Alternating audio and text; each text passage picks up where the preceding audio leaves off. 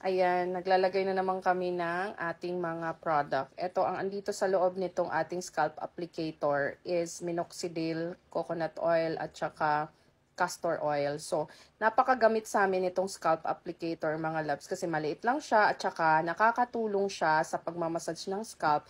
At saka hindi masyadong magastos ang product kasi nga, kumbaga, nadidistribute siya evenly sa scalp mo yung product. Hindi katulad nung didiretso mo sa or kamay mo lang ang gagamitin mo, may possibility na mas marami sa isang area at mas unti sa ibang area. So dito sa scalp applicator na to, loves, roller etong mga metal na to, yung limang to. So parang sinusuklay. Ano bang pakiramdam nito, Daddy? Ano nararamdaman mo? Naantok. Parang suklay lang ba?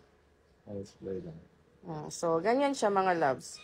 So, perfect for husband, perfect for ourselves. Even sa 7-year-old kid ko, ginagawa ko na to, loves, kasi alam nyo na, pag medyo may ganyan si mommy and daddy, possible na manani ng mga anak natin, no? Yung mga madaling nagninipis yung ating mga buhok. So, ayan, mga loves.